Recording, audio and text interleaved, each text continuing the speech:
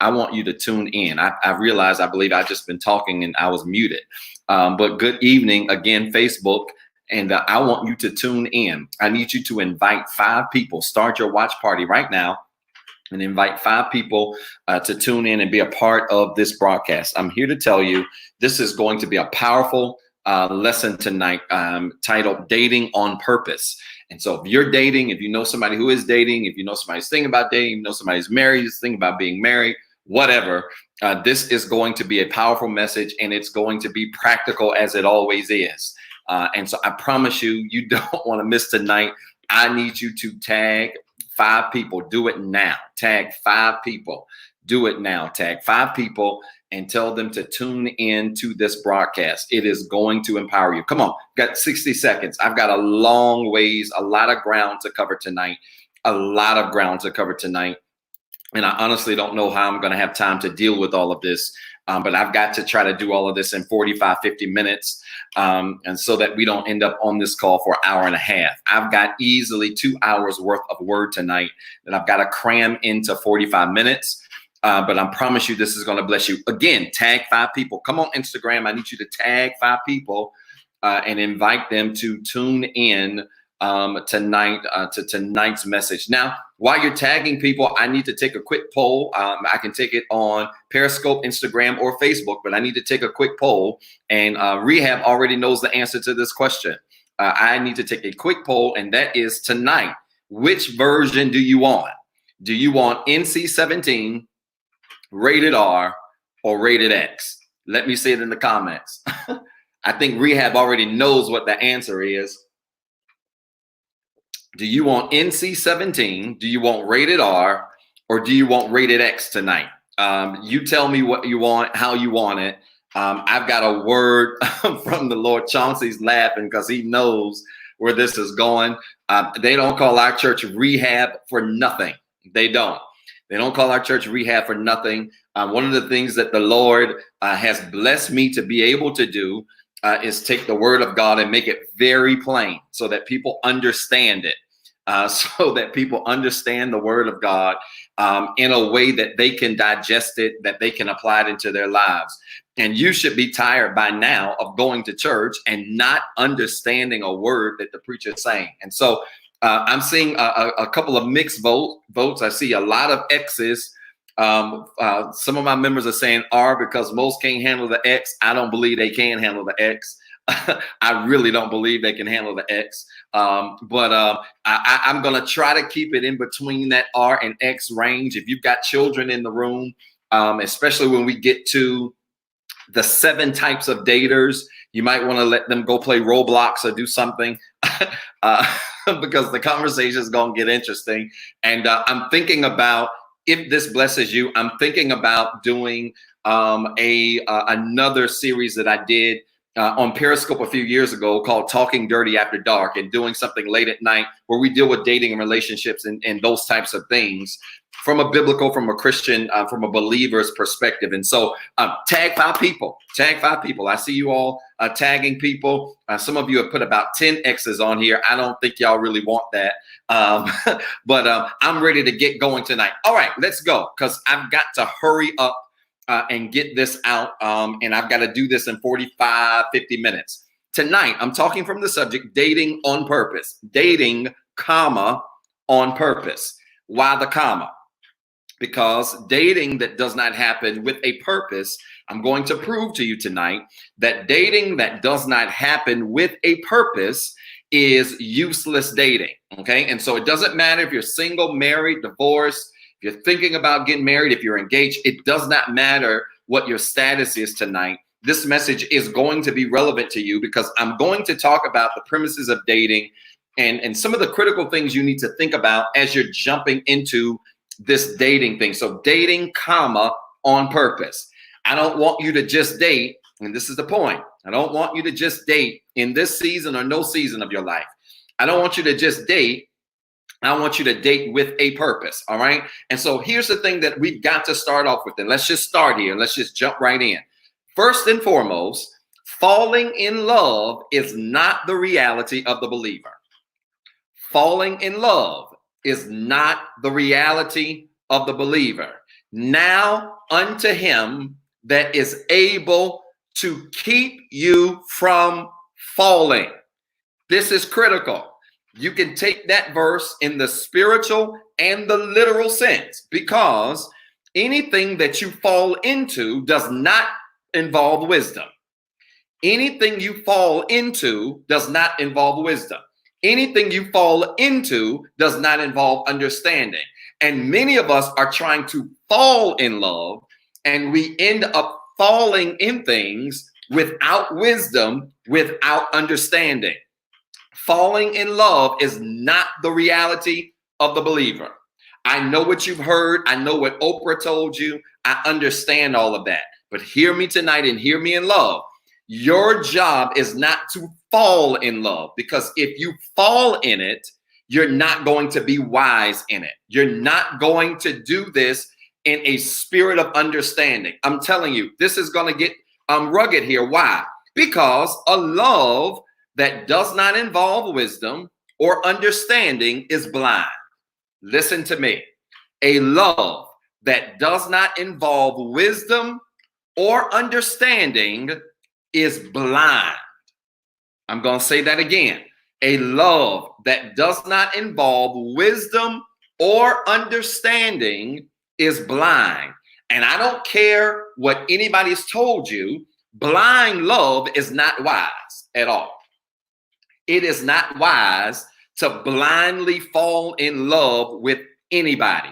It's not wise. No, Pastor, I believe in love at first sight, and it was just blind. And I didn't know, something just hit me out. No, love that is blind is not wise. It does not involve wisdom. Watch this. Neither is blind love balanced. So blind love is not only not wise, it is also not balanced. Why? Because love that is sincere should include wisdom and what you feel. Listen to me. Love that is sincere should include wisdom and what you feel. Here's the problem. Most of the dating many of you have experienced has only involved what you feel and has rarely involved pure wisdom. And anytime dating, love involves solely feeling and not wisdom, you end up making decisions that are based on superficial things and not things that are going to grow you. I'm going to say this again slow. Blind love is also not balanced, and it needs to be balanced. A love that is real should be balanced. It should include what you feel, but it should also include wisdom. And that's the problem. That look, and I'm going to just say this. Let's just go ahead and get warmed up here. I'm going to say this to you, and I'm going to say this again in love, but complete honesty. Anytime you are in a relationship or there is love that you feel like you have for another person, it should not only include the warm and fuzzies that you feel, but it should also include a mental and spiritual and emotional evaluation of your situation. And many of us are evaluating relationships, dating situations based solely on what we feel and not using wisdom.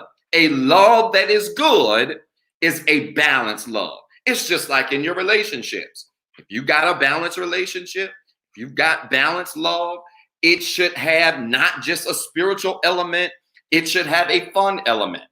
If you've got a balanced relationship, you should not only be able to go to church, but you ought to be able to enjoy a meal and laugh and have a good time. I tell the believers and the saints this.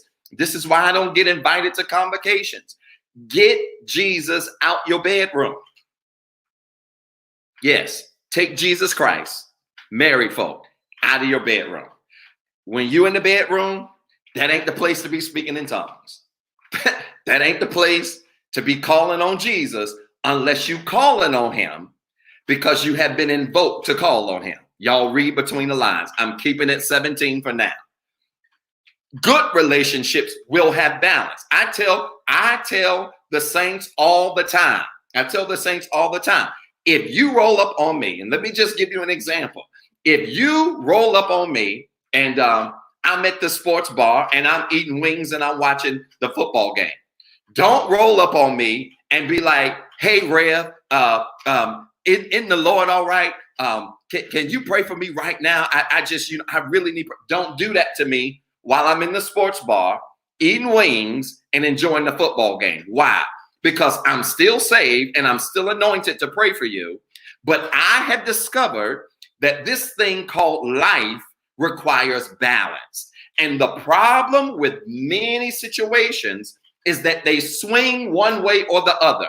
Some of us are either so saved that we can't enjoy ourselves. And some of us, all we do is enjoy ourselves and we ain't saved at all. You've got to find balance in everything you do. And dating is the same way, because love should not be blind. You shouldn't go into dating situations saying, "Oh, I love them. We're compatible. We click," and think that's enough. That's the feeling part of it. You've got to also go in that relationship with some wisdom, saying, is this person really the person that I should be spending and investing my time in? Now, hear me, because it doesn't mean it doesn't come without pain. Look at this. Proverbs tells us that the blessings of the Lord makes rich and adds no sorrow. We quote that verse, but we don't do it in the proper context, because in the Hebrew, the word sorrow is grief, not trouble. Trouble and grief are not the same thing. God can bless you with something and bring pain with the blessing, but he should not bring trouble with it. Grief and trouble are two totally different things. So then I would suggest to you that anything you date that always brings to you grief is a problem. Anything that you date that always brings you grief is a problem. Yes, relationships will have problems. Yes, relationships will have trouble, but you should not be grieving over it. When you are grieving over it, you have moved beyond trouble and you are walking in sorrow. Sorrow changes your mood, changes your perspective, changes your attitude, changes your disposition. And I'm here to tell you, anything God blesses you with should not change your disposition. Can I say this? You can look at folk and tell whether or not they're happy based on their disposition. Because when God blesses you, he does not allow your disposition to be of such that you are grievous with what it is that he's blessed you. Yes, you can have troubles. You're going to have troubles. Yes, you can have issues. Yet you're going to have issues. But let me tell you something. The blessings of the Lord don't change your perspective. The blessings of the Lord do not change your disposition.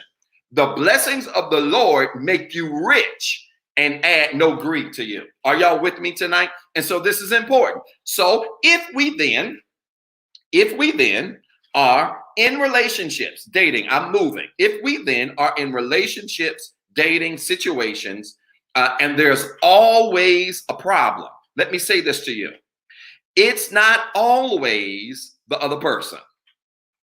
If you find yourself dating and you find yourself in repetitious issues or repetitious challenges, I want to say this to you, that sometimes it's not always the other person, because repetitive challenges in dating situations could be a reflection of your own issues.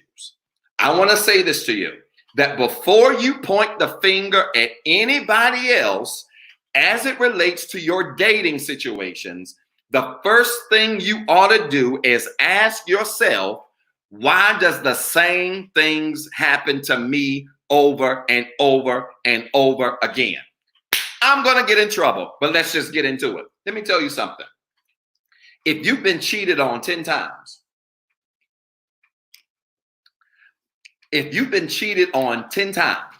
I want to say this to you. This is going to hurt somebody's feelings, but I mean this in the utmost sincere love. If you've been cheated on 10 times by 10 different people, I'm here to tell you that there is something about your spirit that you are sending into the atmosphere that says to the devil and all of his helpers that there is something vulnerable about me that would allow me to be cheated on. Now, hear me. I didn't say you deserve to be cheated on. Don't take my words and twist it. I didn't say that it should have happened to you. I'm not saying that. But here's what I'm saying. I don't like dogs. I'm not a huge fan of dogs, but let me just help you tonight. Growing up, I remember Mother Walker down the street used to have, and Brother Bochi used to have, and David used to have a couple of dogs. They used to have a child, and I think they had a pit bull. And we would be down there playing basketball, and the dogs would be in the gates. And so they would go in the gates to feed the dogs, but they would just open the gates, and the dogs would just run everywhere. And so, you know, when I saw them walking to the gate, I automatically started running the other direction under the carport. And Bochi used to always say to me, Zeb, when I open the gate, don't run. I was a little kid now. I was a little kid, little young man. Zeb, don't run when I open the gate because dogs can smell fear. If a dog can smell fear, then tell me, why can't a human smell insecurity? Uh-oh. Uh-oh. If a dog can smell fear, then why can't a human smell insecurity? I'm here to say this to you, that some of us are going through repetitive cycles in dating because the dogs around us are smelling the challenges that we have. And what you've got to do is you've got to fight to make sure that your spirit does not give an aroma that attracts the same drama over and over again. Y'all ain't catching this tonight. Listen, I want you to type this in the comments. This is your first PowerPoint tonight. I want you to put this in the comments. I got to change my smell. Come on. Nope, I'm not talking about Dove. I'm not talking about soap. I'm not talking about none of that. I want you to put in the comments right now, I've got to change my smell. I've got to change my scent, because I'm here to tell you that when your spirit gives off a smell or a scent, then sometimes the devil, the enemy, picks up on it and he sends you the very thing that speaks to where your challenges are, that speaks to where your issues are. I'm here to tell you, it could be. Now, I want y'all to hear me. I'm not blaming you if this has happened over and over again. I'm not blaming you. Let me say it slow. I'm not blaming you, but listen to what I'm saying to you. I'm here to tell you that when the same things happen to you over and over and over again, sometimes it ain't everybody else, and sometimes it is the aroma that our spirit is giving off to our atmosphere. You got to change your smell. You've got to change your scent. You've got to change what you put out in the atmosphere so that when the same dogs come sniffing, they don't sense the insecurity. They don't sense your instability. Watch this. They don't even sense your desire to be loved. Because when you have a strong desire to be loved, and that is mixed with vulnerability, that's one of the most dangerous combinations. Because many of you are great people, and you've got a great desire to be loved. But a great desire to be loved with vulnerability will cause you to attract people that keep you in the same cycles. You got to change your scent. Are y'all with me? I think I'm making some of y'all upset tonight because this Facebook comment section is real quiet. I understand. It's going to get worse. Watch this. I want to say this to you too. Dating that works is not an accident. It's a choice. Record that. Dating that works is not an accident. It's a choice. Dating that works is not an accident. It's a choice. And these are some things that I want you to think about. Some quick tips I want you to think about before we get into these 7 types of daters. Okay. And let me just give you a handful of tips really fast. Because dating that works is not an accident. It's a choice. Hear me. Tip 1, who you decide to date will be determined in part by how serious you take your destiny. I'll say that again. Who you decide to date will be determined in part by how serious you take your destiny. Don't you hear me? Who you decide to date will be determined in part by how serious you take your destiny. When you take your destiny serious, you become selective with who you determine to date. And many of us, our dating choices are not reflective of the future. They're reflective of what we're getting right now. And anytime your decisions are based solely on what you're getting now, you cannot be involved in a decision-making process that's going to effectively impact your future. This is why I'm worried about COVID-19. I said it Sunday that tonight's message is even relevant to COVID-19 for this reason, because this quarantine and being stuck in the house and you ain't got nothing else to do. So then it becomes convenient to go through your cell phone, to go through your old numbers, to go through your DMs, to respond to messages. And I'm here to tell you that when you start living in the moment, you make decisions, dating decisions based on what it is now and not based on what it is God's trying to bring you to. Hear what I'm saying? That's tip one. Tip two, and this is a big one. Take your time. Take your time. Dating that works is not an accident, it's a choice. You've got to take your time. One of the biggest weapons the devil uses is how you use your time. One of the biggest weapons the devil uses is how we use our time. And hear me, spiritual maturity is reflected in how we use our time.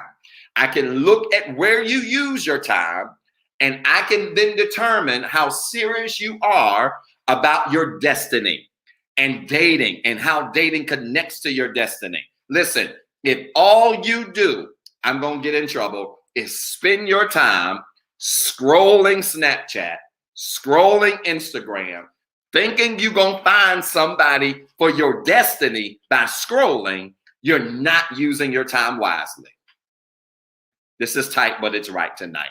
Spiritual maturity is reflected in how we use our time. The devil don't care about your dance. He does not care about how much money you make. He does not care about how cute you are. He does not care about how many followers you have. He is more concerned with how you use your time, because how you use your time will help to determine if you are moving towards the direction that God would have you as it relates to your future and your destiny. Take your time. Don't rush. Don't be rushed. Don't settle. I'm going to talk about that later. Don't do none of that. Take your time. Take your time. Third tip I want you to think about. Here we go. When it comes to dating that is intentional, that's not accidental, that works, here's the biggie. Ask questions. Ask questions. You know what? If you want to see if a situation is serious, ask questions. Everybody is attractive until they start talking. Everybody is attractive until they start talking. And when they start talking, you discover if they really are attractive or if they're just superficial. Hear me. Some of us have tried to have authentic relationships with people that we've only had superficial conversations with. And there's no way you can have an official, authentic relationship with anybody that you've only had superficial conversations with. Hey girl, what's your size? Hey man, how tall are you? Hey girl, where you hang out? Hey man, what size shoes you wear?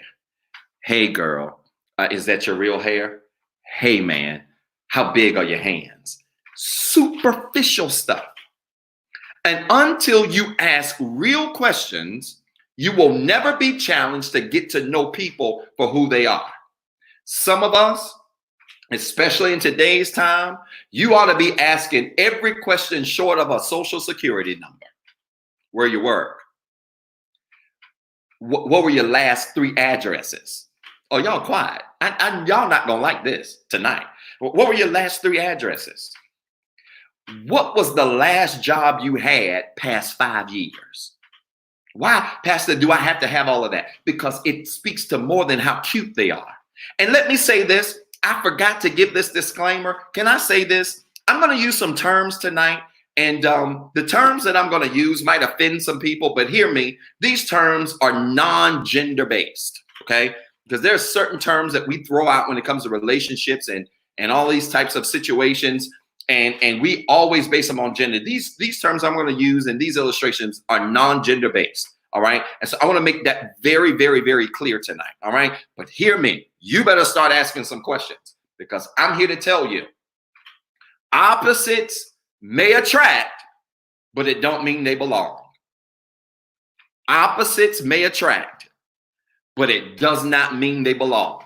And some of you have tried to have deep relationships with folks you were attracted to, but you did not take the time to ask questions. Do you have a 401k? Who's your mama?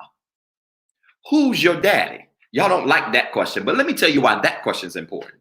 Because some of the stuff you inherit from the people you date is generational. And so if you never took the time to understand where they came from and how they got to where they are, it could be that you are inheriting things that you never signed up for. You better start asking questions. Who your mama? Who your daddy? Where they come from? How many brothers and sisters you got?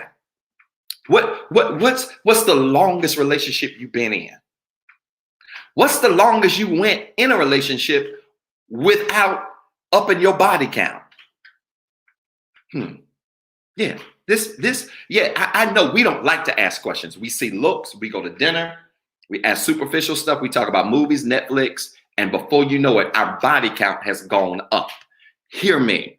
You can even minimize your body count by asking questions, because the answers to certain questions will help you determine, I'm about to get in some trouble here, will help you determine if it's even worth putting something on your body count. Now, look, let me put the caveat here. We know biblically, spiritually, from a perspective of the believer, that body counts only belong to married people. I understand that. I'm not saying I don't understand that.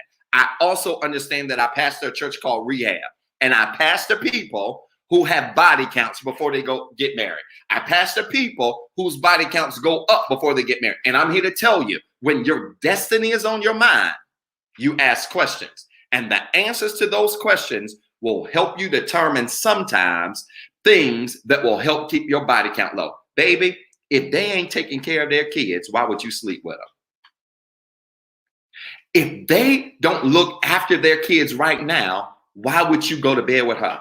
If she dresses better than her kids, dude, why would you sleep with her? Ladies, if he don't take care of none of his babies, but he fine, got a nice car, and got a nice conversation, why would you even go there? Y'all quiet in this virtual church. I'm telling you, ask questions. Here's another tip that I want to give you. Dating is an investment. Remember this. Dating is an investment. It's an investment of your energy. It's an investment of your resources. It's an investment of your time. Dating is an investment. I want you to put in the comments, when it comes to dating, you got to do this. 2 words, invest wisely. When it comes to dating, you got to do this, invest wisely. Why? Because it's an investment of your energy. It's an investment of your resources. It's an investment of your time. You've got to invest wisely. Invest wisely. You ain't investing in superficial stuff. I'm here to tell you, some of us have missed our mates. We've missed our husbands. We've missed our wives because we were looking at all the superficial stuff instead of investing in things that matter. You invested in clothes, Air Force Ones, and a nice Mercedes Benz instead of investing in somebody who had a degree, who had some sense, who could take care of his business, who was responsible, who was a worker. Oh, y'all ain't talking to me. Invest wisely. Last time I checked, when you buy a pair of Jordans, all you're going to be out of is about 150 bucks. Invest wisely, because dating is an investment. It's an investment of your energy. It's an investment of your resources. It's an investment of your time. All right. And then the last tip I'm going to give you before I give you these daters, I don't know if I'm going to have time. I think I'm going to run out of time. But this is the last tip that I'm going to give you before I get into the 7 daters. And it's this. You ready? Where you invest your time will determine what you produce. Where you invest your time will determine what or how you produce. Where you invest your time will determine what or how you produce. Listen to me. Don't be afraid to cut off in your life what ain't producing. Come on, destiny daters. When you're thinking about your destiny and your future, you are never afraid to cut off anything that ain't producing. Never be afraid to cut off anything or anybody in your life that ain't producing. I want to say this to you. You have a choice. When it comes to who you date, when it comes to where you're going to spend your destiny, when it comes to who you're going to give your future to, you have a choice. And I want to say this to you. The disciples didn't choose Jesus. Jesus chose them. The disciples didn't say, yeah, man, I want to roll with you. No. Jesus was the one in charge, and he chose the disciples. So my thing is simple. If Jesus could choose who rolled with him, when it comes to who you date, who you give your time to, who you determine who you're going to produce with, you have a choice to make those wise decisions or cut off anything that ain't producing. I'm here to tell you, some of y'all don't need to be thinking about who you're going to date.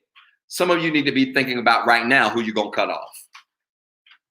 Some of you don't need to think about who you're going to date. You need to think about who you're going to cut off. Because I'm here to tell you, you can say you want to dream whatever all you want to. But until you cut off things and people in your life that ain't producing, you'll waste a whole lot of time choosing things that really spiritually ain't really choosing you back. Stop choosing things that ain't choosing you back. Stop choosing relationships that ain't producing in your life. Stop choosing relationships that are wasting your time. Stop it. Stop it. Because you ain't getting any younger. Most of us ain't getting any cuter. Stop it. Stop wasting time. If you waste time in spaces that are not producing, you're going to look up and your precious life is going to be spent in spaces that were no longer good to you. You have a right to cut it off. Put it in the comments right now. Cut them off. If they ain't producing for you, cut them off. If they're not helping you grow, cut them off. Cut them off. If your life ain't better with them, cut them off. Y'all don't hear me. Cut them off. Cut them off, saints. You're wasting time. Pastor, but they've been loyal, Pastor. They've been loyal. Loyalty is the most overrated, overused word ever. Loyalty for most people means stupidity. And loyalty is not stupidity. Because anything that's making you act stupid has moved you beyond loyalty to a space called non-productivity. Stop being loyal or thinking you're being loyal to things you're really being stupid to. It ain't loyalty, it's stupidity. I hate to break the news to many of you, but many of you have stayed in stuff in the name of loyalty when really it was in the name of stupidity. If it ain't producing, it's stupidity. If it's not helping you, it's stupidity. If it's not growing you, it's stupidity. If it's not moving you forward, it's stupidity. If it's not making you a better person, it's stupidity. If it's not adding to you, it's stupidity. If it's not making you smarter, it's stupidity. If it's not making you spiritually stronger, it's stupidity. If it's draining the life out of you, it's stupidity. It ain't loyal. Stupidity. It's stupidity. All right. Let me say this. Now that I got your attention, I hope y'all gonna cut some stuff off. Let me say this. Get your Bibles. Let me give you a Bible verse, and then we'll give you these 7 datas. Get your Bibles quickly. 1 Corinthians chapter 7, verse 6 and 9. I got another piece of bad news I got to share, and then I'm going to get into these 7 types of daters. Okay, and I don't know if I'm going to have time tonight. This almost feels like a part 1 of a part 2. But I've got another piece of bad news I've got to share with you tonight. 1 Corinthians chapter 7, verse 6 through 9. I'm in the New Living Translation tonight. Okay. 1 Corinthians chapter 7, verse 6 through 9. All right. This is going to bless you. Because if it drains you, if it's not producing for you, cut it off.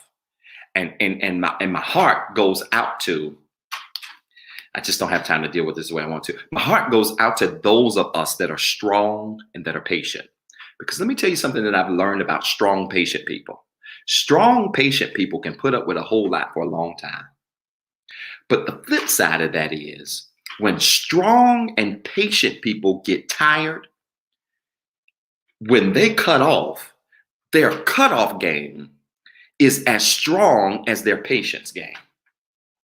And some of you are worrying the patience of strong people who have been patient, faithful, tried, and true. This thing that I want to speak right now is to all of you strong people that are tuned in. I want to give you strong people that are tuned in permission. I want to give you permission to be tired and to cut some stuff off. This word right here that I just spoke ain't for everybody. I'm just talking to you strong people who have put up with a lot, took a lot, dealt with a lot. Folk expected you to, and they even had the audacity to say things like, oh, I thought you could handle it. Oh, you're supposed to be this. Oh, you're supposed to be saved. Oh, you're supposed to believe in God. Oh, you're supposed to be able to handle this. Oh, you're supposed to be all. Let me tell you something. I want to say this to you. I'm giving permission to all of you strong people to be tired and to cut some things off. You have permission to be tired and cut some things off.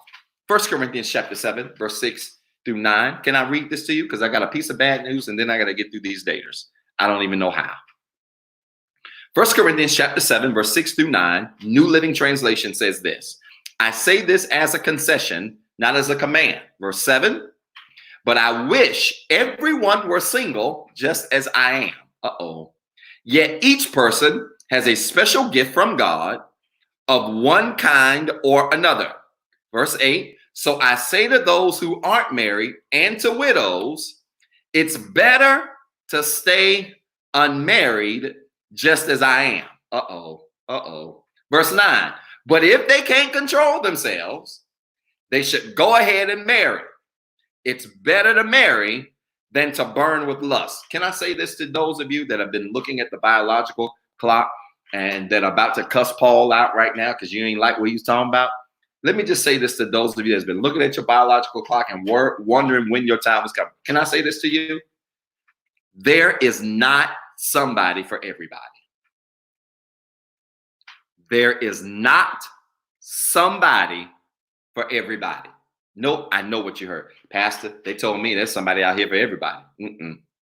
There is not somebody for everybody. Can I say this? Singleness is the destiny and the gift for some people.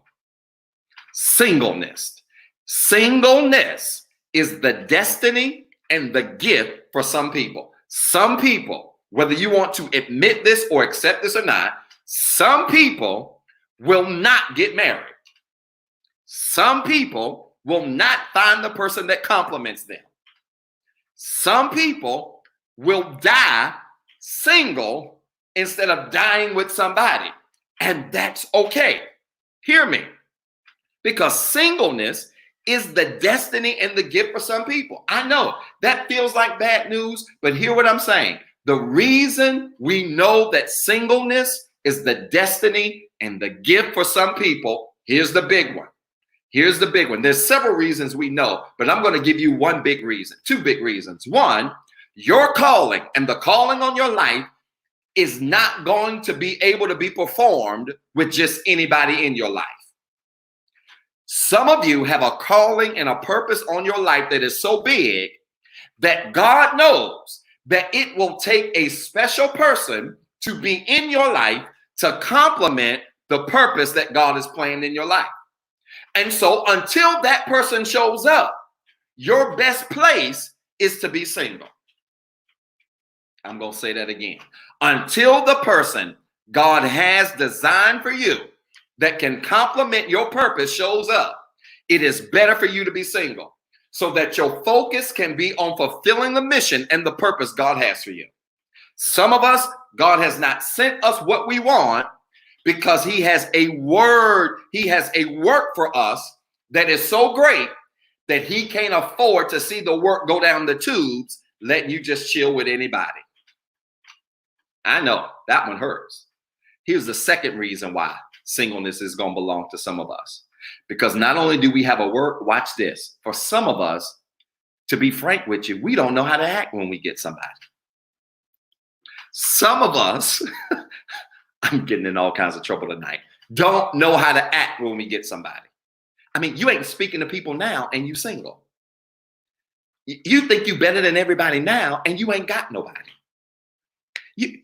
We can hardly get you to show up to church now and you waking up by yourself. How are you going to respond when God gives you somebody? Watch this.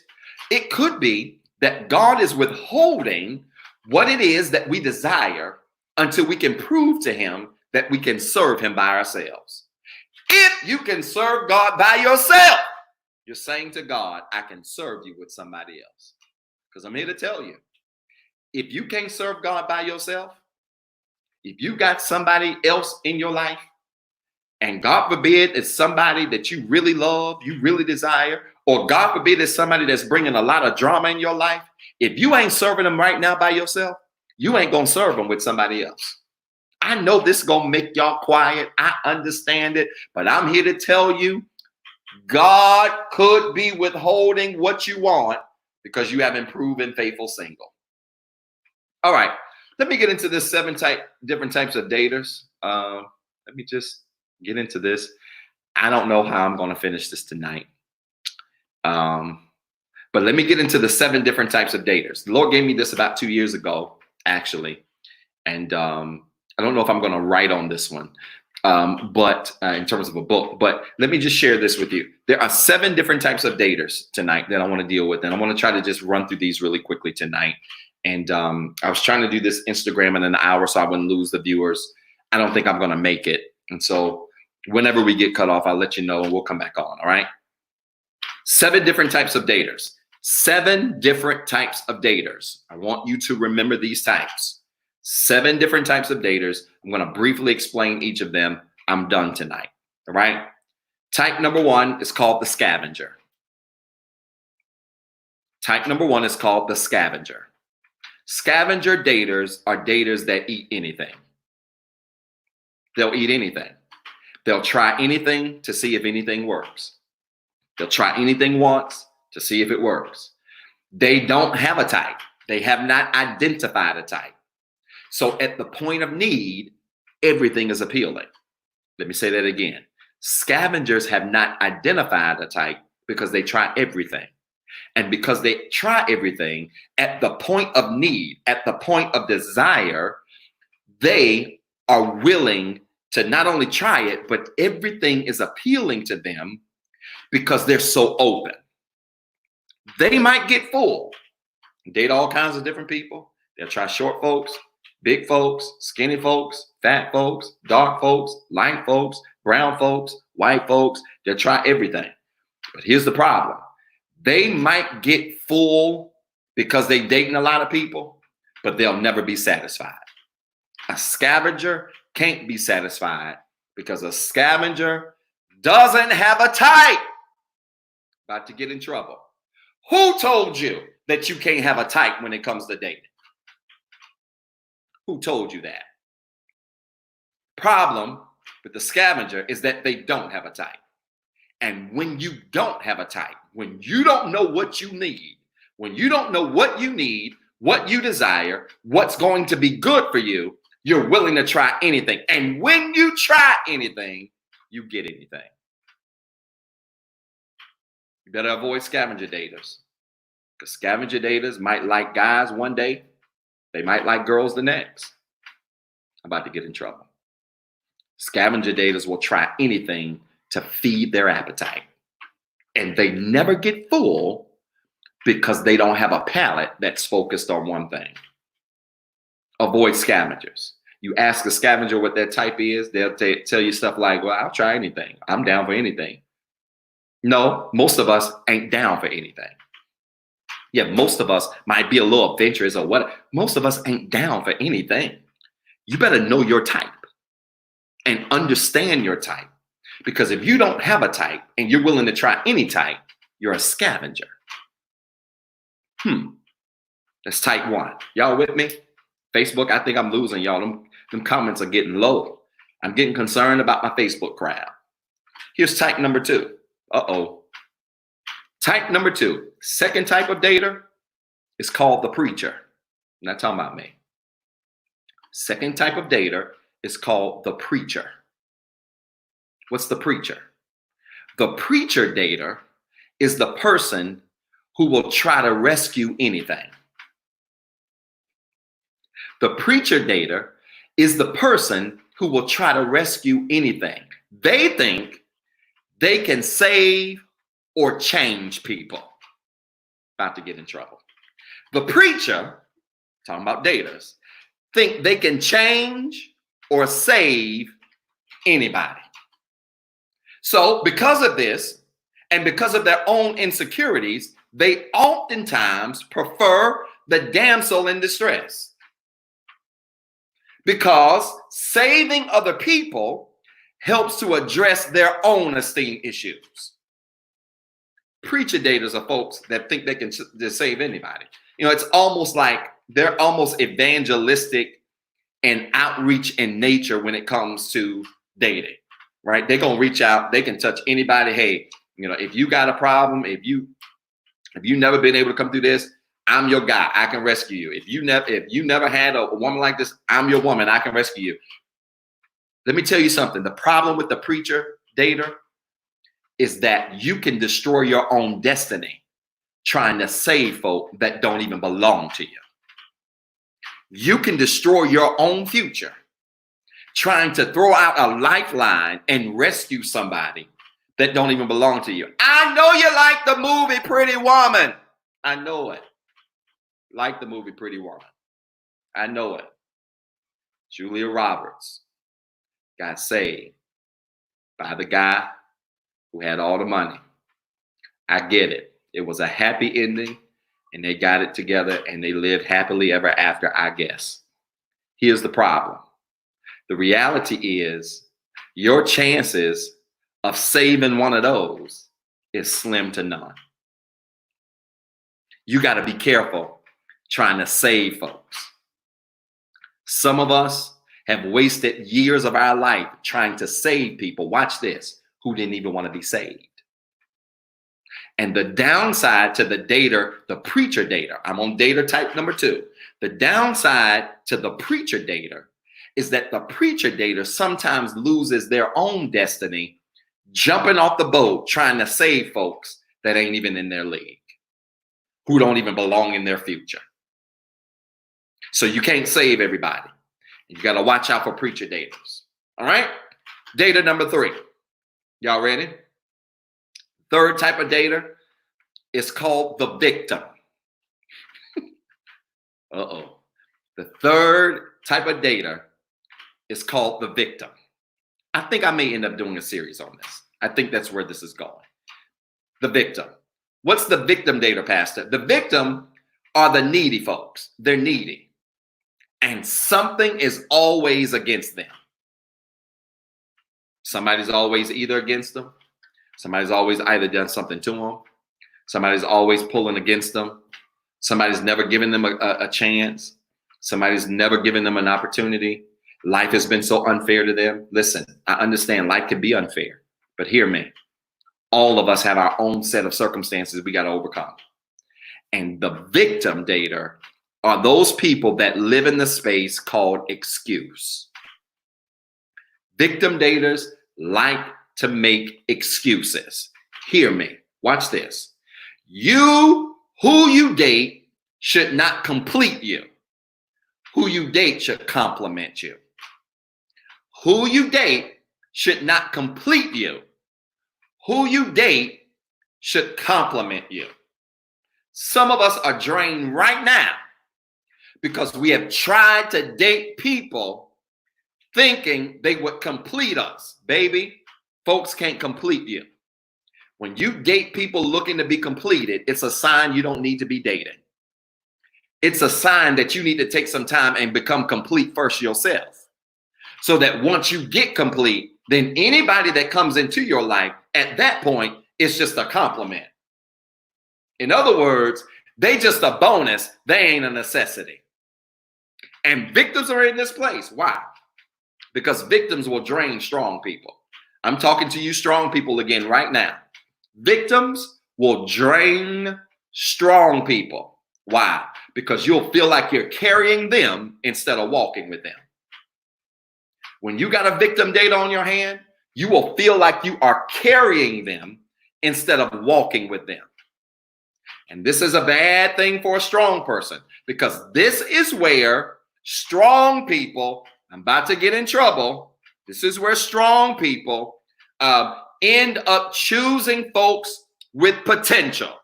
Can I have 1 minute to just talk about the word potential? The word potential is so overrated when it comes to dating. I know. The word potential is so overrated when it comes to dating. Because let me tell you something. When it comes to victim daters, this is where your people with potential reside. Your people with potential reside in the victim dating category, because they say things like, well, I just want to be with somebody who's going to hold me down. I don't want to hold you down. I don't want to hold you down, because anything that's holding you down ain't letting you up. Could it be that the people you dating that you holding down, you really are not only just keeping down, but they're keeping you down? They look at challenges. Victims look at challenges as excuses and not reasons. A strong person sees a challenge as a reason. I see the things that fight against me not as an excuse, but as a reason. Tell me I can't do something and I got a reason. Stack the odds against me and tell me I can't accomplish something and I got a reason. Victims, you stack the odds against a victim and they start making excuses. And many people date victim daters.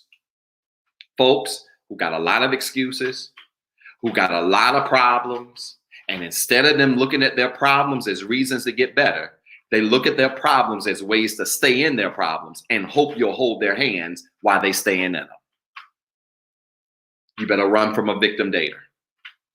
You better run from folks who love to make excuses instead of looking at their challenges as reasons to be better. No more victim daters. All right. So here's what we're going to do.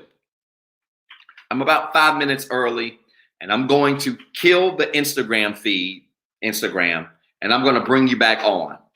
And I'm just going to say this to you. I need you to hurry and get on, because this next dater that I'm going to describe is where the conversation shifts from NC-17 to rated R+. All right. So y'all come back. I'm killing the feed. I want to see you in just a second. Facebook, if you're still on,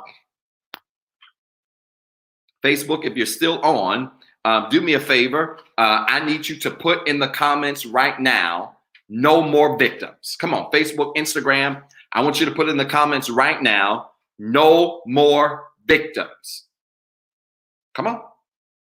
Put it in the comments right now. No more victims. This thing is about to get good right now. Come on, put it in the comments. No more victims. This thing is about to get good. And I'm just letting my Instagram people back in. Y'all bear with me. No more victims. This thing is about to get good.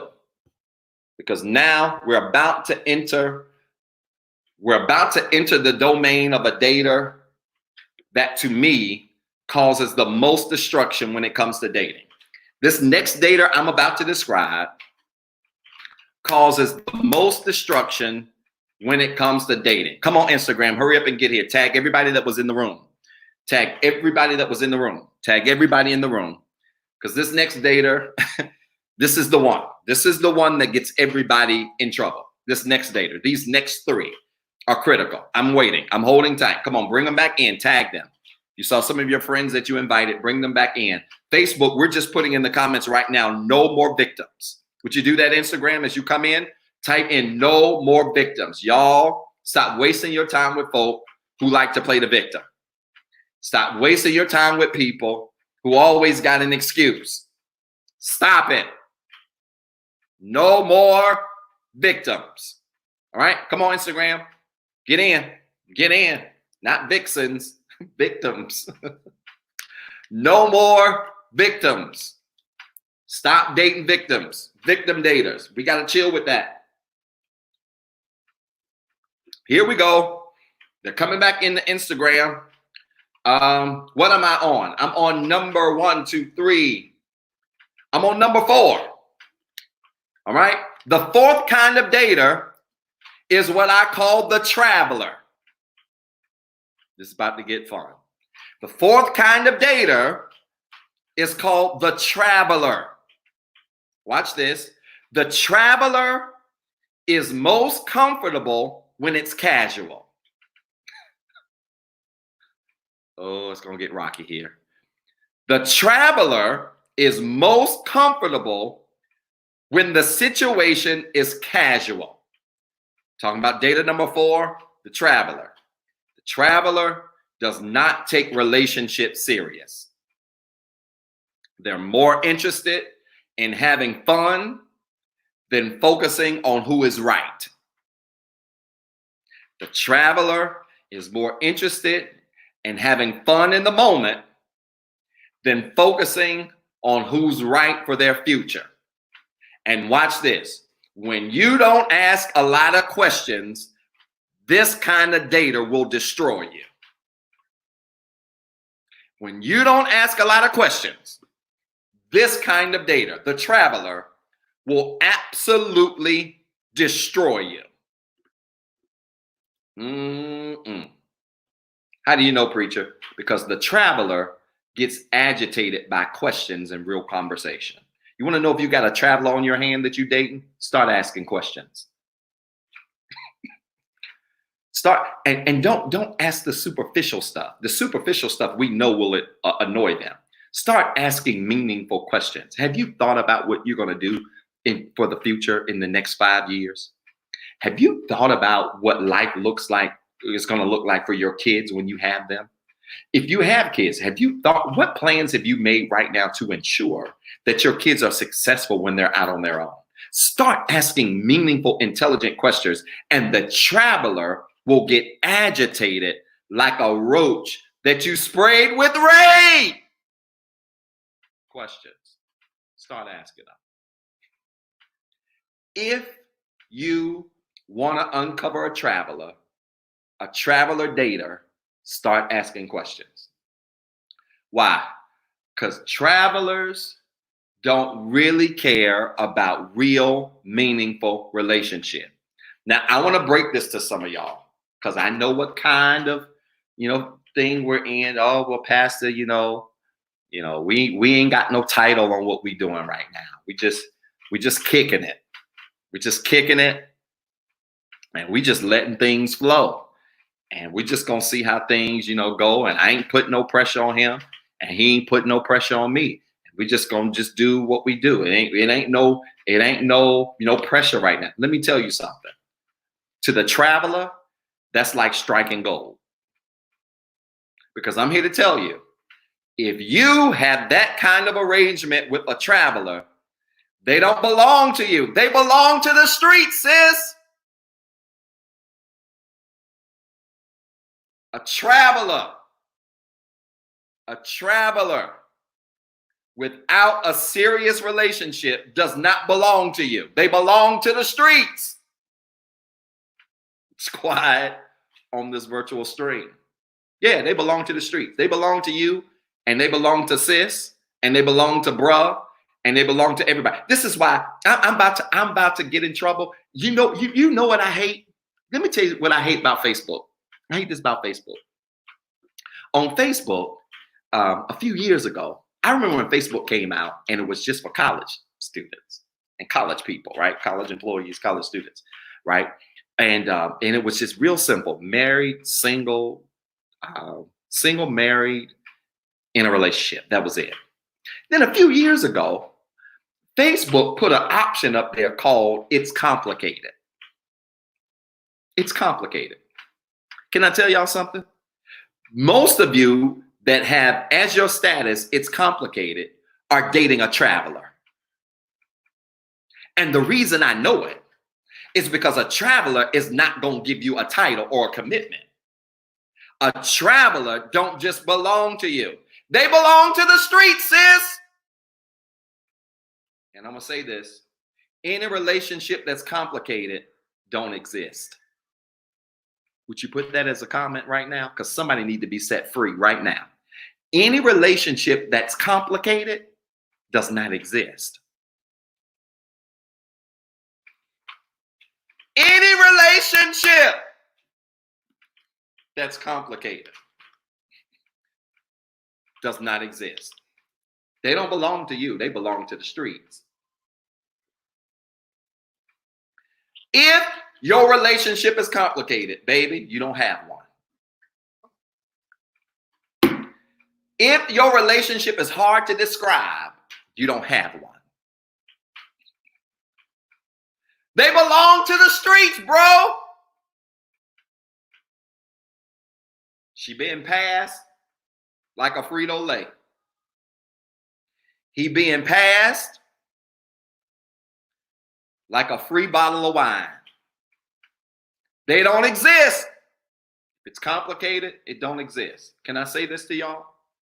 The traveler is the domain of the pimp, the player, and the whore. If you want to know where the pimp, the player, and the whore is, it's called a traveler. If you want to know where the pimp, the player, and the whore is, and let me say this for those of you that are offended by the word whore. Here comes the rated X. I'm sorry. Just let the kids go play Roblox for 30 seconds. Whore is not a gendered word. That's the problem. That's the problem with society. See, we have attached the word whore to just one gender. And some of the biggest whores I know are males. You can be a male and be a whore. You can be a female, be a whore. You can be gay and be a whore. You can be transgender and be a whore. I'm getting in trouble. You can not know what you like and be a whore. And I'm here to say this to you, that the domain of the pimp, the player, and the whore is called the traveler. Travelers are nothing more than time wasters. If you got a traveler on your hand, you also got somebody on your hand who's wasting your time. That's wasting your time. And let me tell you what's tricky about the traveler. About to get in trouble. Here's rated X. Here's some more toe stomping that's coming. You know what's tricky about the traveler? Oftentimes, the traveler has great sex. Let me just let that marinate. The traveler dater oftentimes has great sex. You know why? Because they've been around the world. Been around the world, and I can't find my baby. You can't find them because you got so many. I'm getting in trouble. I feel like I'm at rehab right now. Yeah, the traveler has great sex. And you know what's so crazy about being connected to the traveler? If you get connected right to a traveler, you will be so hooked on the sex that you'll put up with stuff in the name of sex. Because the sex is so good when you know they are no good at all.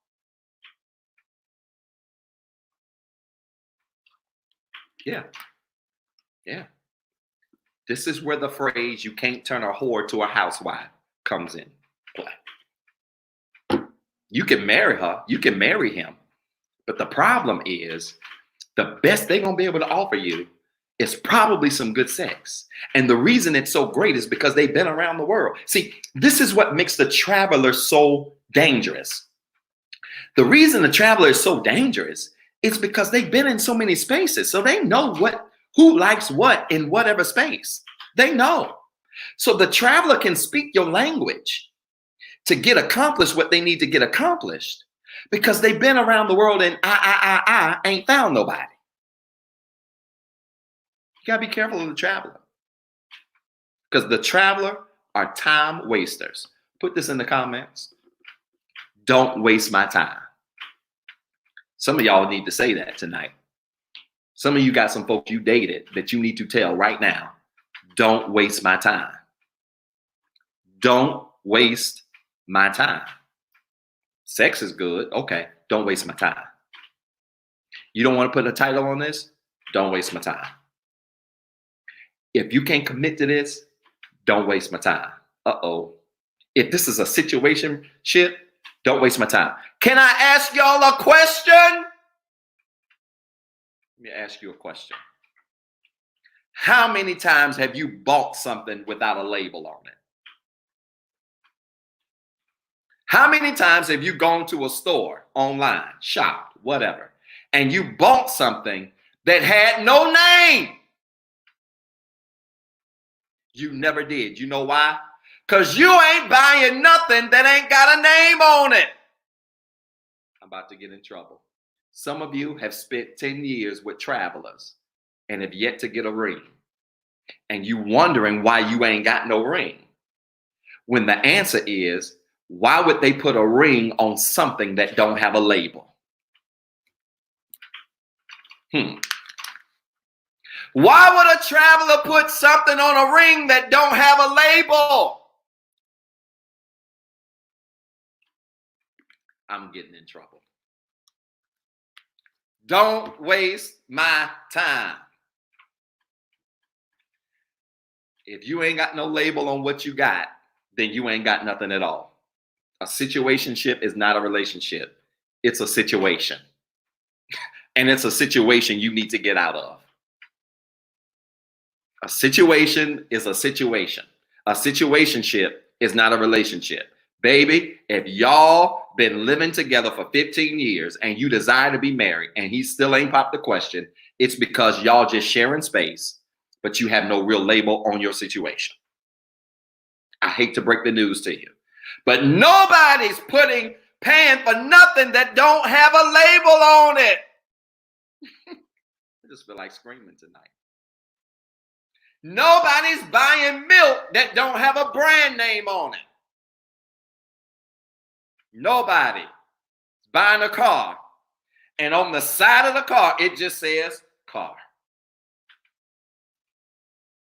And a traveler is not going to move forward with you if you don't have a label on your situation. No more situationships. Stop it. Let me move on. I'm on data number 5. I feel like I'm screaming tonight. This probably will be my next literary piece, Brother Chauncey.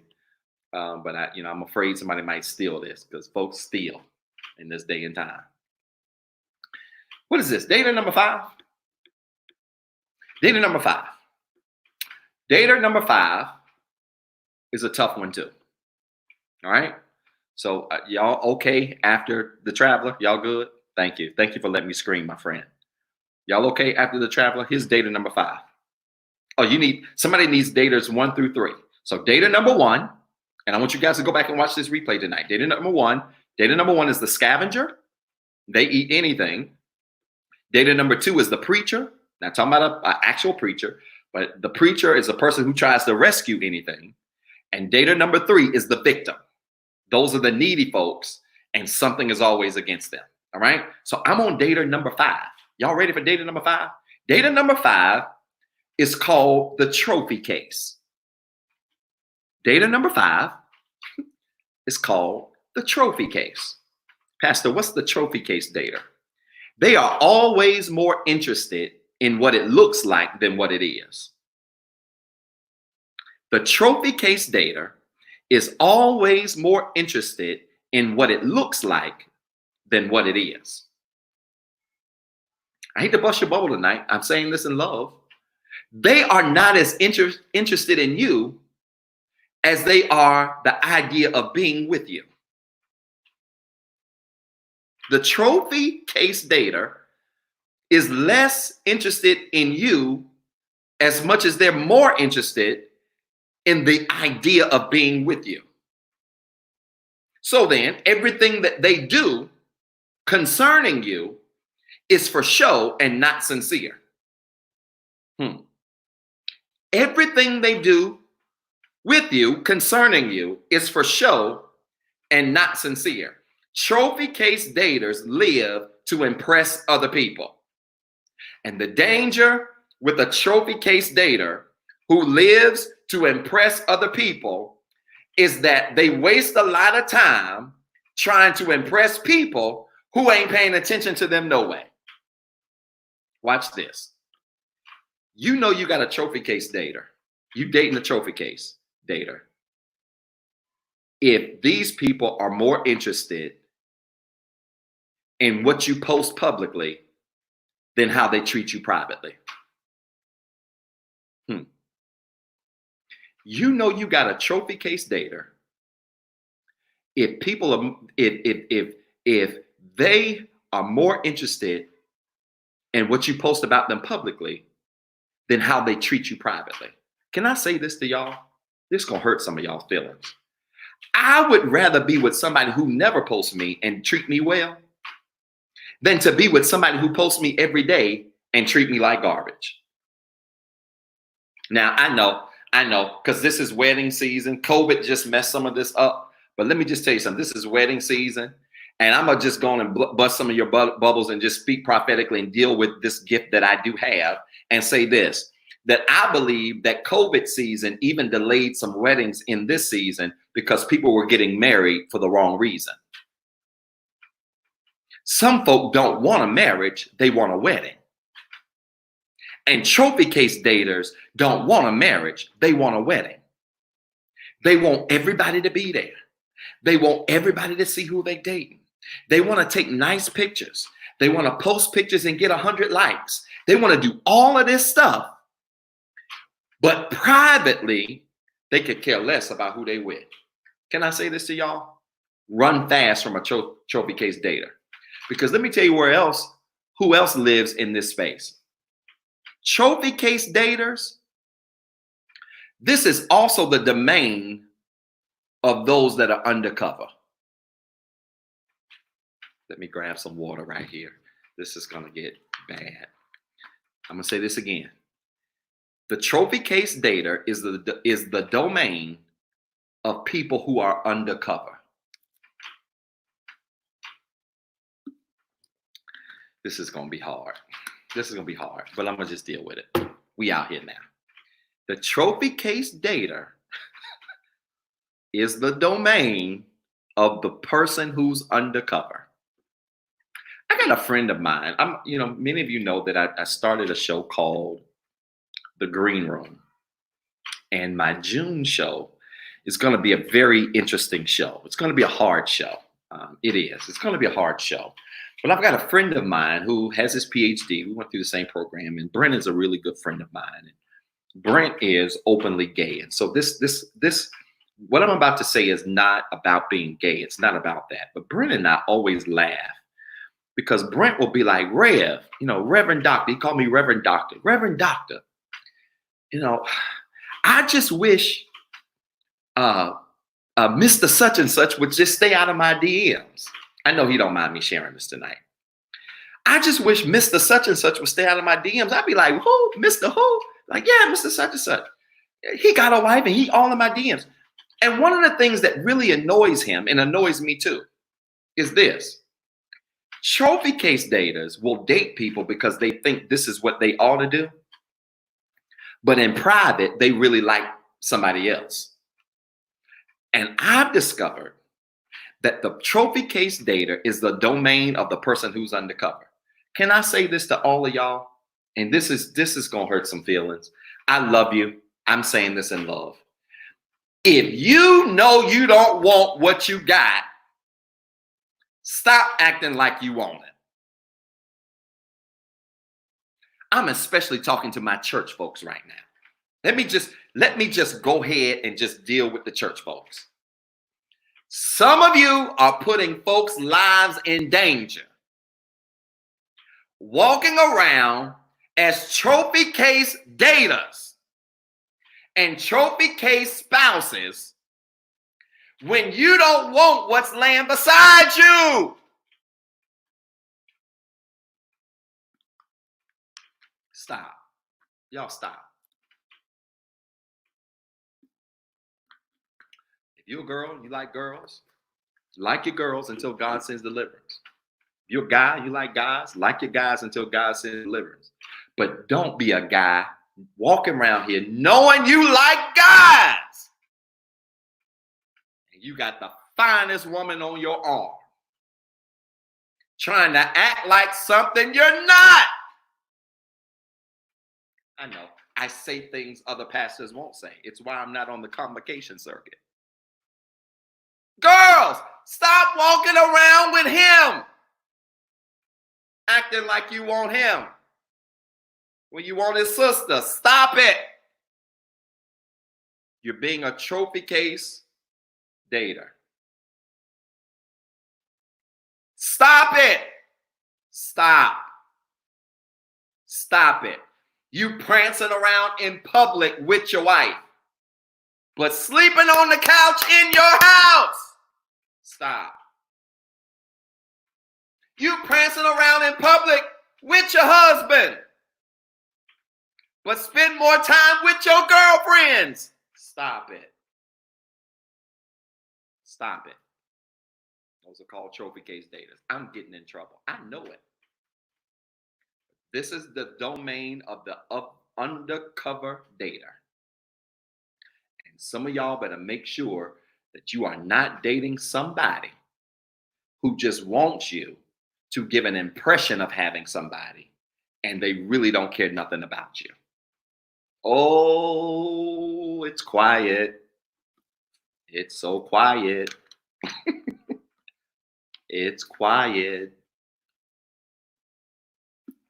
Stop it. Stop. Nothing more painful. I've had to counsel, and I'll be frank with you. We just said this thing ain't a gender conversation tonight, but I'm just going to be honest with you. I've had to counsel more young women who ended up with men that they thought wanted them, and they could not get over the fact that not only did they not want them, but they wanted somebody that didn't have none of what they got. Stop. Y'all stop. Stop. Not only Not only is it undercover, it's nasty. It's nasty. Stop. How you gonna be with your kind one day, be with the other kind 6 hours later? Stop it. I'm getting in trouble. All right. Data number 6. Y'all with me? Are y'all mad? Do me a favor. Put in the comments right now. Stop it. Come on. Come on. We making the devil out of a lie. Stop it. Y'all stop. Stop it. If you know you don't like what you got, stop walking around acting like you like it when you know you like something else. Stop. Stop it. Stop it. I know you don't hear this kind of preaching in most churches. I understand. You know why? Because most preachers can't talk about what they're guilty of. Stop it. Stop it. Stop it. Come on, Facebook. Y'all commenting a little slow. Stop it. Y'all stop. Stop it. Stop being a trophy case data. All right. Data number 6. I got 2 more. I'm done. Whew. I tell you, it's getting hot in here. I like to take my hoodie off. It's getting hot. Stop. Stop it.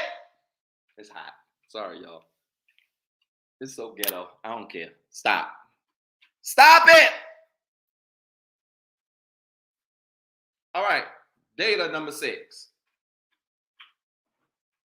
Y'all ready? Data number 6 is called the conqueror. Data number 6 is called the conqueror. Data number 6 is called the conqueror. All right? The conqueror. And the conqueror is known in this way. If it's not hard, they're not interested. And when it's easy, they lose interest. Can I say that again?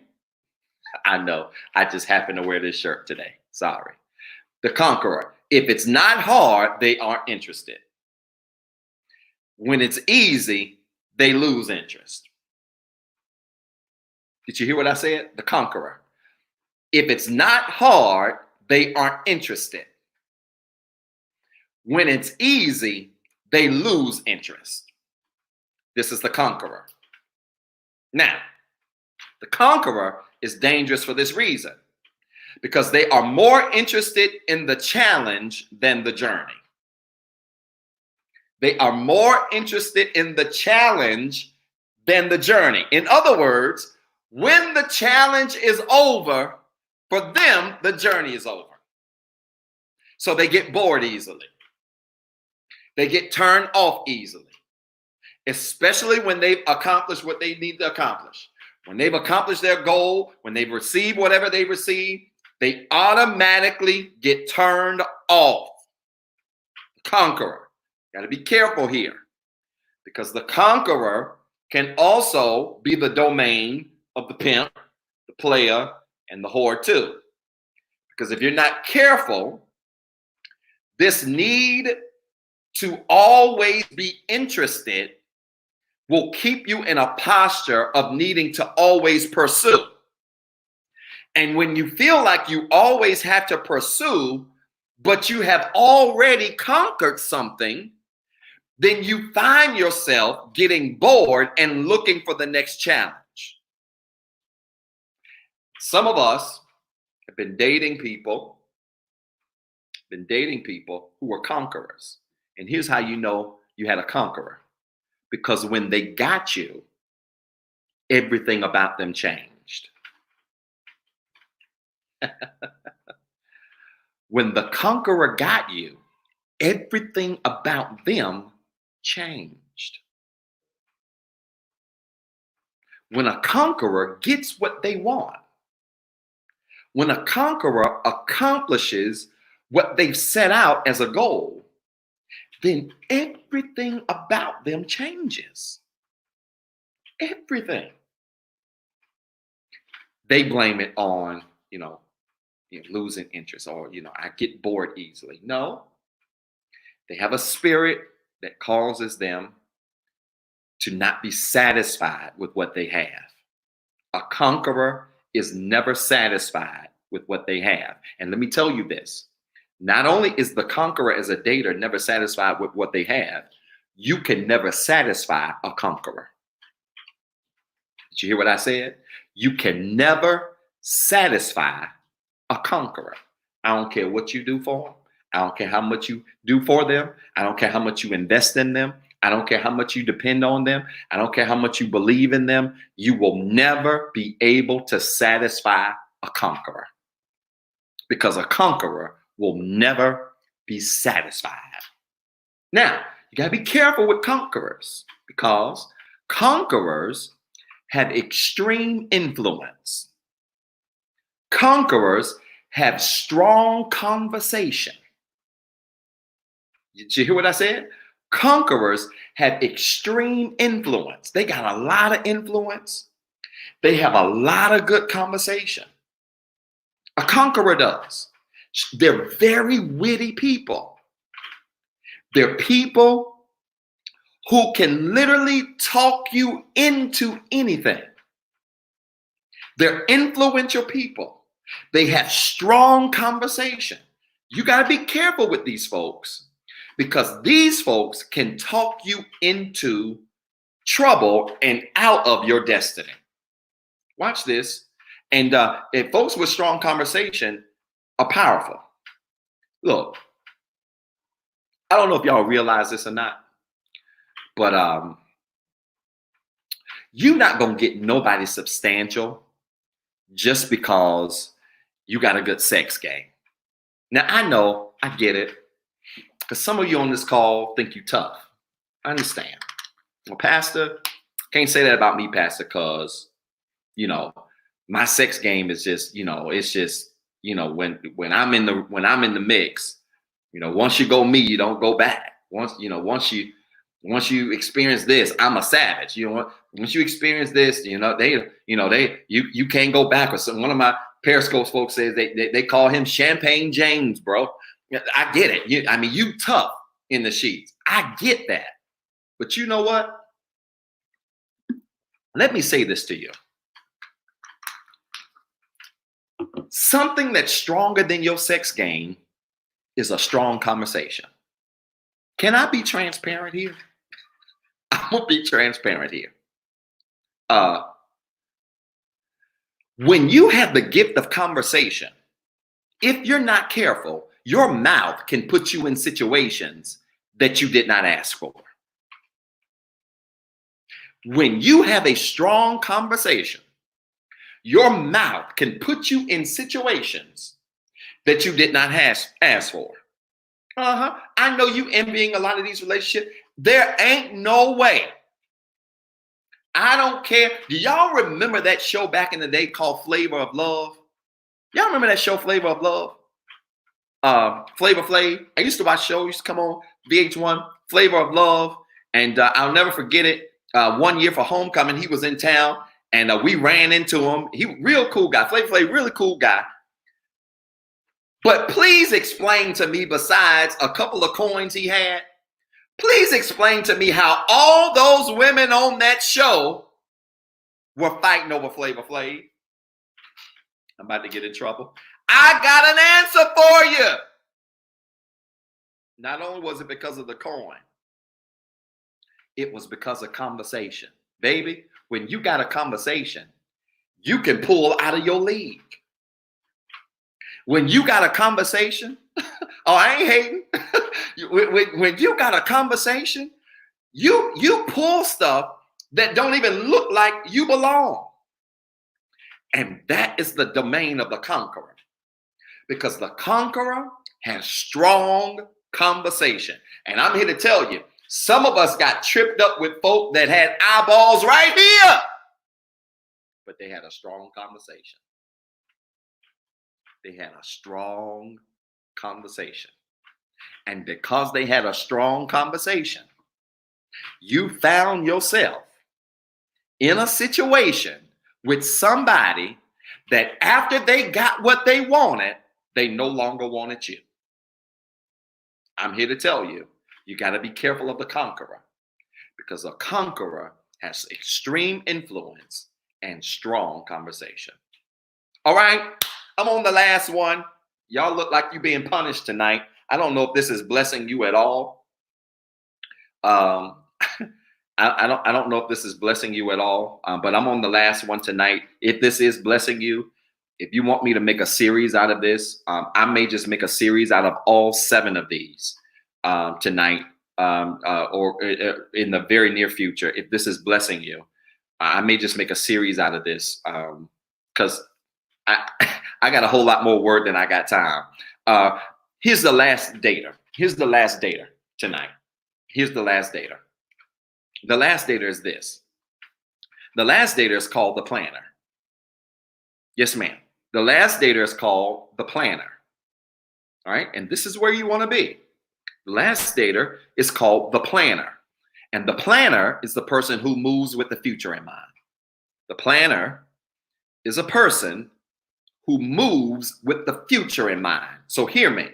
They make intentional moves. They don't make accidental moves. The planner data makes intentional moves. They don't make accidental moves. They ain't dating nobody by accident. They ain't falling into love. They ain't falling into life. They are making intentional moves. Hear me. For the planner, to them, titles and labels matter. Why? Because titles and labels are synonymous with identity. Remember, I told you earlier in the stream, anybody that doesn't have a label or a title has no identity.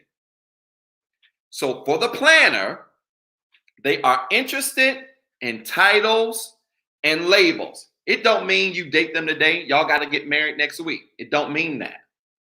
But what it does mean is we not about to be casually dating with no plan in place.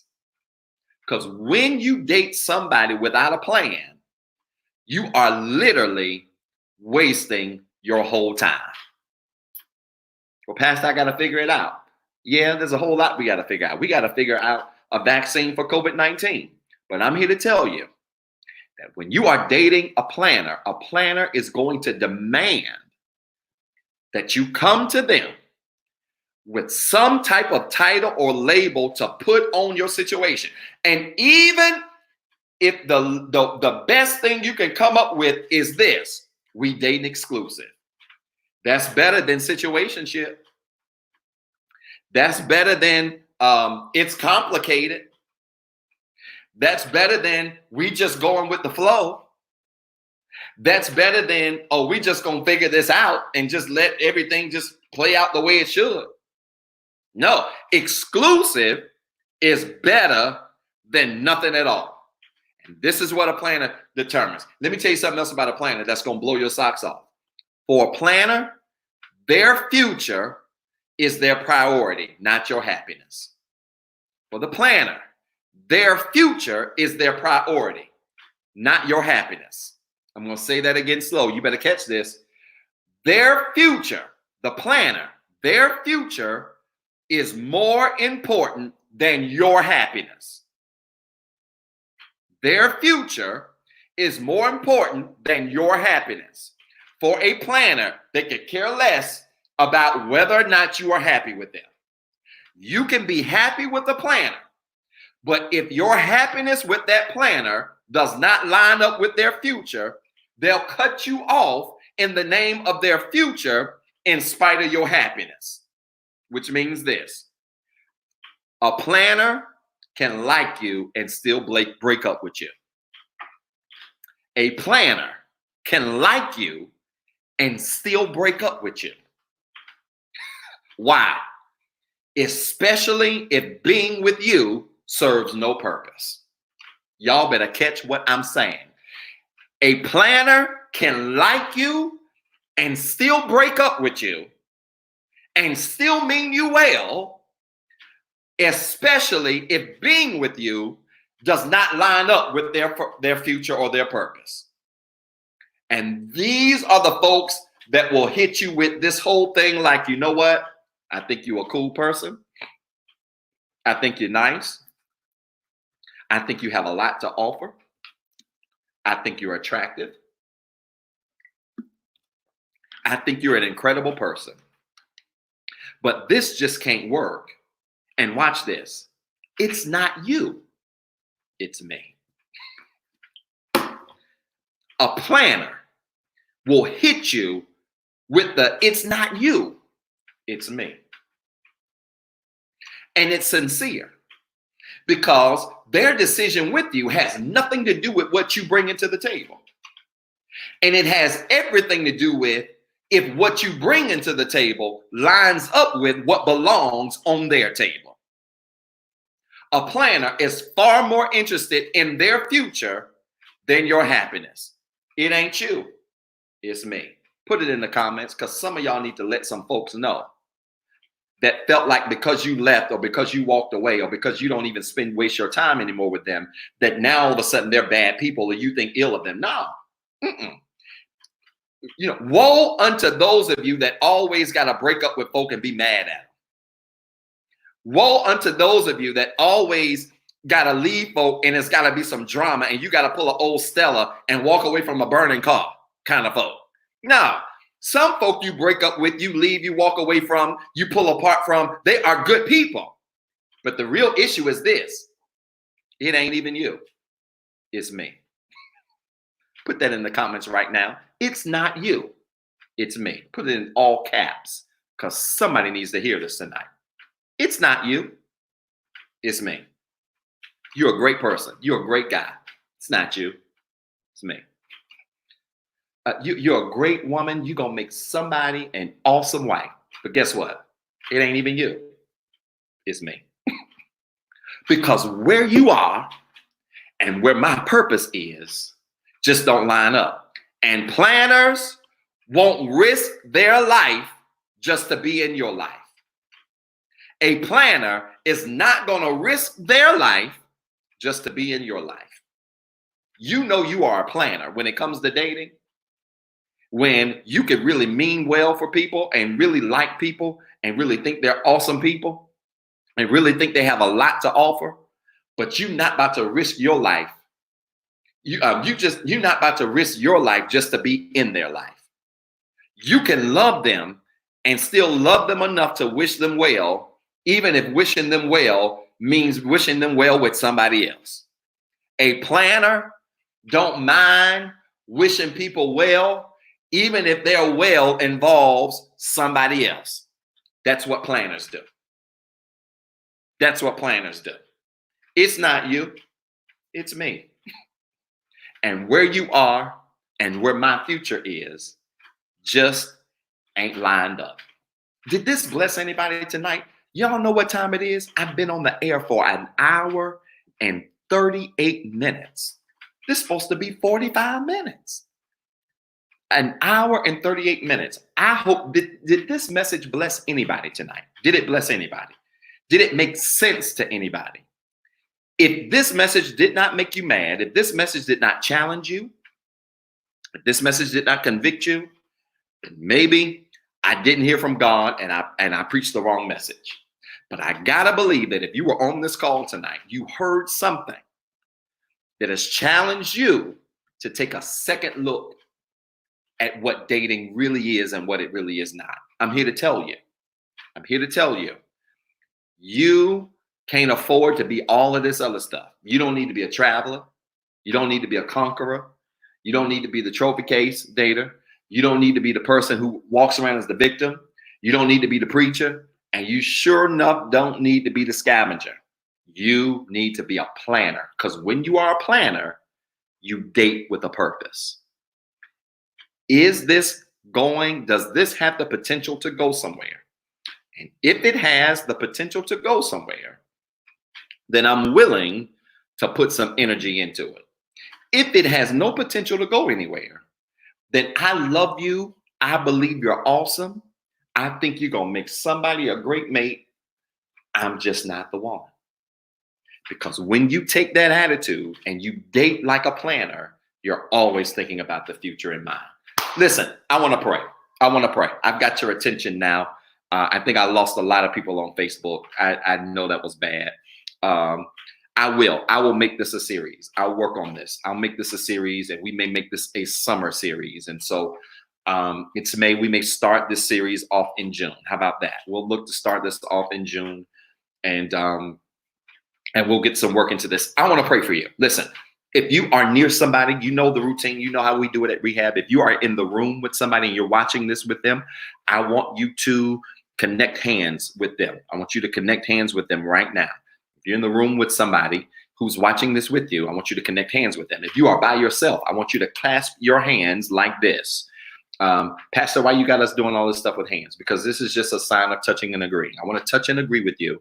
I want to take about 30 seconds and pray for you right now. Here's what I'm praying for tonight. I'm praying that God makes you happy and content with the path that he's designed for you as it relates to any relationship you should have in your life. Whether that's a romantic relationship, that's a friendship, it doesn't matter. I want God to make you comfortable with the path that he's designed for you. And I want him to give you the right mindset so that you do not waste your time in spaces that don't belong. If you got a prayer request tonight, maybe you heard something in this message that has evoked a need for prayer. Feel free to send that prayer request to info@rehabcc.org. That's info@rehabcc.org. Send that prayer request to info@rehabcc.org. I would love to pray for you. I would love to pray for your family. I would love to pray for whatever it is that you're dealing with.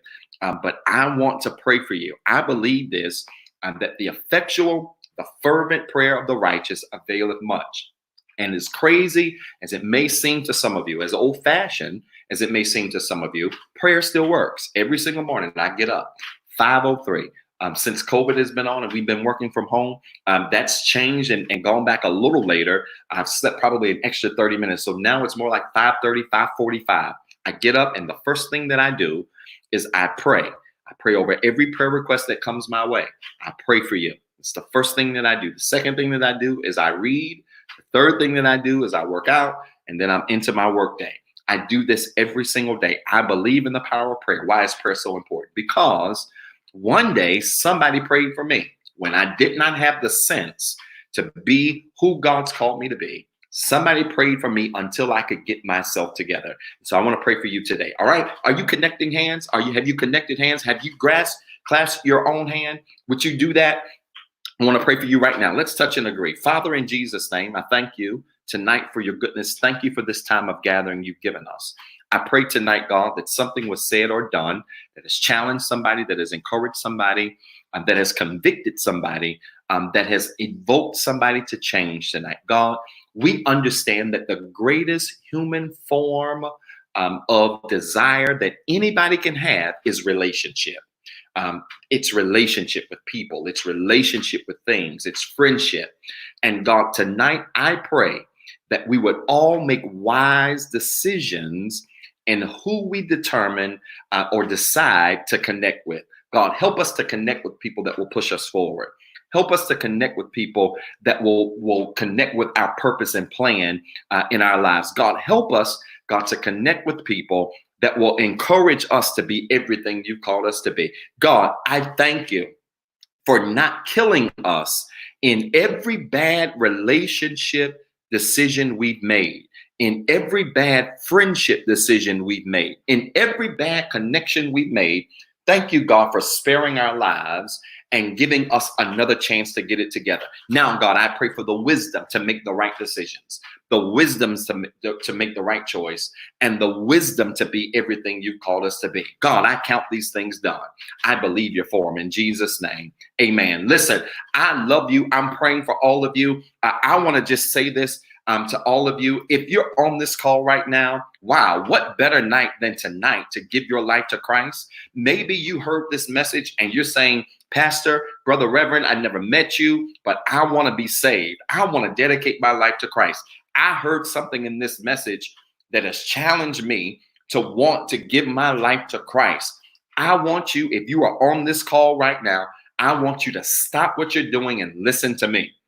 because I want you to repeat something that is going to free you. I believe this, that there is no better time than now than to be saved. The Bible tells us in Romans chapter 10, right around verse 8, verse 9, that if we confess with our mouths and believe with our hearts that Jesus Christ died, lived, rose again from the grave, that we are saved. It's that simple. Salvation is a matter of confession. And I'm here to tell you, and during this COVID season, that there is no better time to give your life to Christ than right now. And so if you want to be saved, I want you to repeat after me. All right? Do I have your attention? If you want to be saved, maybe you're in a watch party, maybe you're listening to this driving down the road, I want you to pull over because salvation is important. I want you to pull over and I want you to repeat after me right now. If you want to be saved, you ready? Repeat after me. I believe that Jesus Christ, he lived, was born of a virgin, lived on earth just like me. He suffered, bled, and died for my sins. But 3 days later, he rose from a real grave. And because he lives, I can live and I am saved. If you prayed that prayer tonight, can I say this? Welcome to the royal family of Jesus Christ. And I want you to know there's no better prayer that you could have ever prayed than dedicating and recommitting your life to Christ and committing your life to Christ. And so I want to welcome you to the body of Christ, welcome you to the kingdom of Christ. And I need you to do me a favor now. Now that you have dedicated your life to him, I want you to find the church. I don't care where you are, Atlanta, New York, California. We got folks here on Periscope from Germany, France. It doesn't matter where you are. I want you to find a church, a Bible-believing church that's teaching the word of God in a way that you understand. I want you to go find that pastor, put your hand in that pastor's hand, and I want you to dedicate your life and your work to that church. Why? Because the Bible tells us, how can we hear without a preacher? And how can he preach except he'd been sent? I'm here to tell you, salvation goes to the next level when you find a Bible-believing church that you can grow in, that you can learn in, and that God can then take you and save you in. God doesn't want you to just be saved. He wants to fill you with his Holy Spirit. He wants to give you an Acts 2:38 testimony, changing your language, changing your tongue, so that not only he saves you from the inside, but that he begins to work on you from the outside. I believe this. Salvation is such a powerful thing. And I want you to find a church somewhere near you where you can dedicate your life and your work to it. If you don't have a church home and you want to be a part of the Rehab Christian Center, you should see moderators on the screen that are just encouraging you to do that. Feel free to like their comment, shoot them an inbox, shoot them a reply, ask them for more information. They can give you more information. I would love to be your pastor. I'm here to tell you, Rehab is not only the perfect church, it's the perfect place for imperfect people, right? You thought I was going to call us perfect. It's not only the perfect church, it's the perfect place for imperfect people. And so I would love to be your pastor. Our church is filled with all kinds of people who come from all kinds of walks of life, but we have one thing in common, and that is that we love God and we love serving people. And not only that, I believe that God has sent his word to our ministry in a way that is so easy to digest and understand. And so if you want to be a part of this ministry, just like one of those comments from one of our moderators, and they would be more than happy to get more information from you. Listen, it's giving time. If you have been challenged to give tonight, if this message has blessed you in a tremendous way, I want to challenge you tonight to give and be a blessing to our ministry. I'm just so excited and so elated by how you have been so supportive to us during COVID-19. And God has really been good to the Rehab Christian Center. We got so many new visitors on the call tonight. And I'll say this to you. When you give to the Rehab Christian Center, you're giving to great ground. We turned 7 in August. And I know so many people are tired of hearing this story, but I brag on this story because we are a church that's just not preaching and screaming and yelling. We are also a church. That believes in giving back to our community. We turned 7 in August, and we are blessed that just under 7 years, God has blessed our ministry to feed and clothe over 20,000 people. We have fed and clothed over 20,000 people in less than 7 years, which means God has blessed us to do it, not with loans, not with grants. We don't have 2,000 people. We don't have 1,000 people. We've got about 200, 250 members. God has blessed us to do it with tithes and offering. And so today, I want to challenge you tonight. If this message has blessed you, if this message has spoken to your heart and your spirit, I want to challenge you to give tonight. You can give 3 ways. 1, you can give via Cash App at $REHABCC Give. That's $REHABCC Give. You can give online through our website at www.rehabcc.org. That's www.rehabcc.org. Or you can give through your cell phone by texting Rehab Works to 88202. That's Rehab Works right from your cell phone. Text the word Rehab Works, one word, to 88202 and just follow the prompts from your phone. Again, 3 ways you can give. $REHABCC Give. That's Cash App. $REHABCC Give. You can give online at our website, www.rehabcc.org, or you can give through your cell phone by texting Rehab Works to 88202. I'm proud to pastor what I call the City's Church. We don't call ourselves the City's Church because we're the biggest. We don't call ourselves the City's Church because we're the loudest. We don't call ourselves the City's Church because we're the strongest. We call ourselves the City's Church because God has blessed us to literally take tithes and offering and turn it around and pour into the community that we serve. And so people don't know us on the block because we're the loudest. They don't know us because we're the strongest. They know us because they know we take care of the needs of the people around us. So again, if you want to be a blessing, you can give via Cash App at $REHABCC Give. That's $REHABCC Give. You can give online at www.rehabcc.org, or you can text the word Rehab Works, to 88202. Either one of those options, you can be a blessing to us. And I'm here to tell you, your blessing will go a long way in ensuring that we continue to meet the spiritual and natural needs of those people that support us. Listen, I love you. I have been entirely too long-winded tonight. This is all of y'all's fault because I tried to stop it. I tried to speed it up. You told me to take my time, and it's been 2 hours. We have been on this call for 2 hours. But I'm here to tell you, I hope that this message has blessed you. I hope that this message has tremendously encouraged you. I hope this message has challenged you to think twice about your dating position and what kind of dater you are and what kind of dater you will accept in this season and in the seasons to come, so that you can be everything that God's called you to be. Listen, I love you. I'm praying for you. I want to see you Sunday morning at 9:08 a.m. I've got another power-packed word for you. I tell you, this thing is getting better and better every single week, and I've got another power-packed word for you. And so I want you between now and then to make sure you share this video with 5 people, encourage them to come on Sunday, and I cannot wait to see you then. All right? I love you. I'm praying for you. I'm praying for you and your family. Peace and blessings. Thank you for watching the Rehab Christian Center Live experience. If this broadcast has been a blessing to you and you would like to be a blessing to our leader, Dr. Zeb Talley III, you can sow a seed into his ministry by Cash App at $Pastor ZT3. It is our prayer that this message of hope encourage, enlighten, and empower you to be better. Please tune in Sunday at 9:08 a.m. for our Sunday morning experience. And as always, be blessed and have a wonderful week.